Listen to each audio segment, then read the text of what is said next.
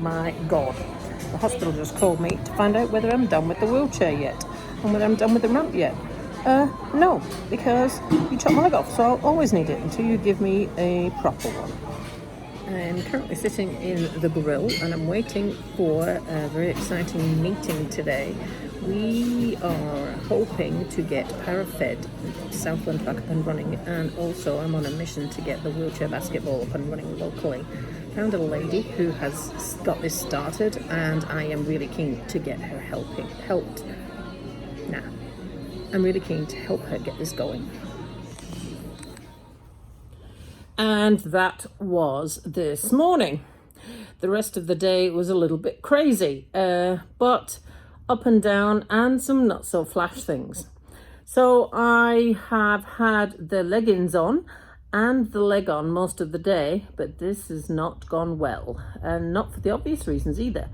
I went round to McCallum's, the place that does the zips in my trousers, to show the woman who does them how amazing they looked, and I thanked her for it. I also went into the local pharmacy. They've followed my story all along, and showed them the leg-shaped leg. And then I also went to work. When I was in the cafe this morning, this has happened a few times today, I've entered a new phase of being an amputee. Oh my God, I didn't even notice phase. So when I was in the cafe this morning, I was standing waiting to pay, and I was walking at that point with one crutch. And I was standing waiting to pay, and the crutch was in my right hand. And a lady that used to be a personal training client of mine a long time ago, years and years ago, saw me and came over and said hi and said, "Oh my goodness, what have you done now? Is it your knee again?"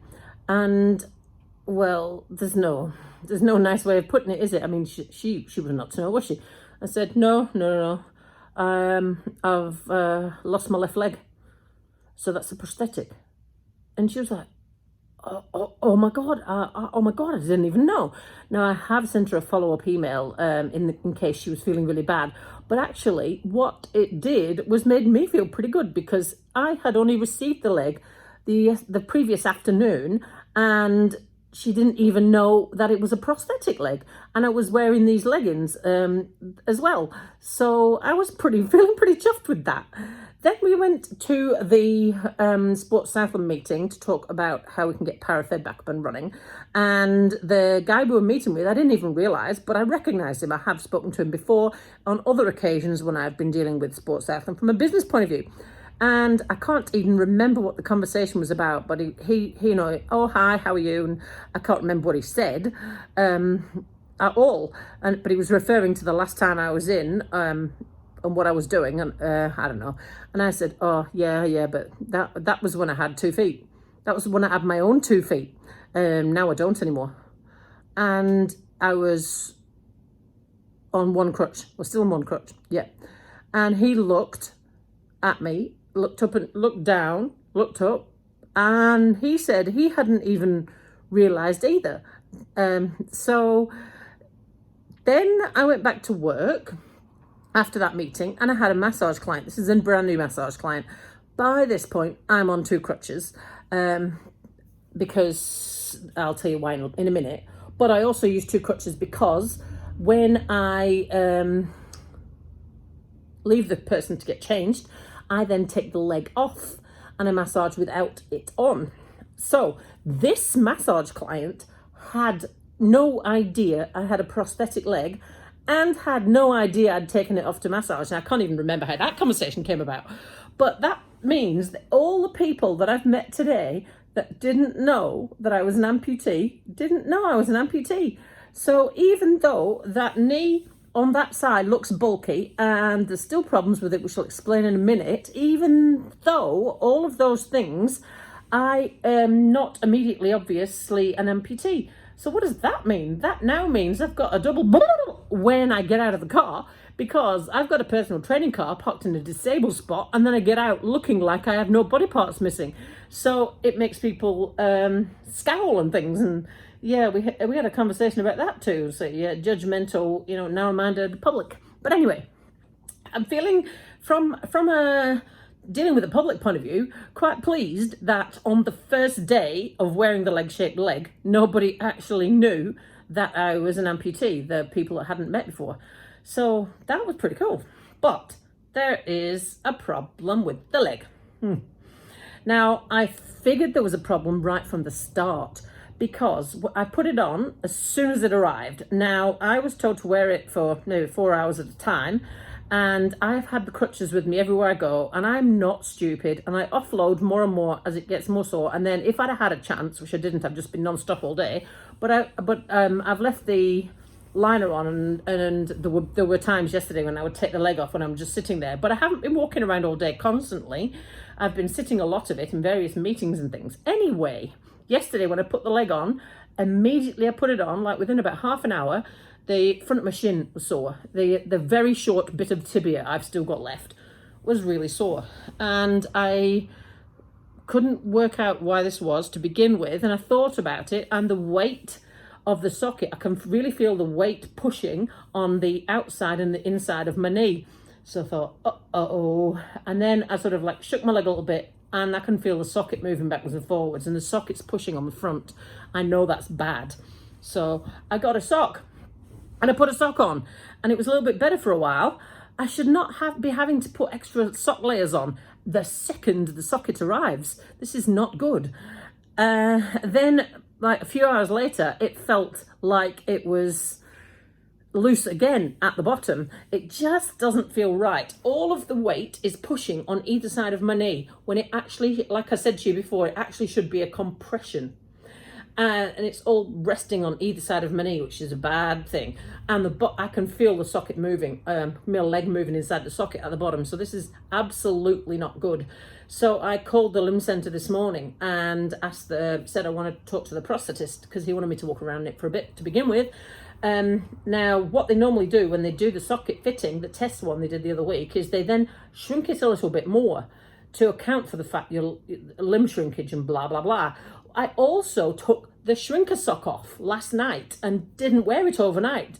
And that made no difference either. I still needed an extra layer when I got up this morning. Now, often people say that if they don't wear the shrinker overnight, the leg swells up and then they have to wear it for half an hour before they can get it on. No, I didn't have none of that. So I'm now up to almost two extra layers of sock already, and I've only had it 24 hours. This is terrible. This is terrible, terrible. What do? I have to go back to Dunedin. So, you know all the complaints I was having with all those various people, and I'm supposed to be getting civilian amputee assistance and all this sort of thing, and the arguments I'm having with the WINS. Well, they still haven't paid me for the previous 2 visits, and I'm having to go up again next week. Now, I told you already that I cannot drive up and down and do the physio and the limb fitting all in one day. I cannot. It's just physically impossible. It's too tiring. So I'm going to have to go up and stay the night before. It has to be on a specific day because I've worked my timetable in work around this so I don't have to cancel things. So I have to go on a Wednesday. I have to go on a Wednesday morning for the appointment. I have to work on a Tuesday till late, the drive up, and I have to be back on Wednesday for 4:30 to work again. It's just physically impossible to do all of this and not have a hotel stay. And where am I going with this? Well, WINS are refusing to pay for all of the amputee assistance. So I've got 2 previous visits for the test socket and the casting for this leg, and they haven't paid me either of those yet, and I'm having to go next week. So by the end of next week, I'll be well into the $1,000 or over dollars of costs just for this one leg so far, because I can't get it done locally because the nearest centre is Dunedin and they're refusing to help me.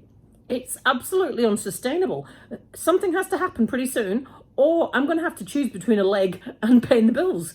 And this should not happen. This should not happen.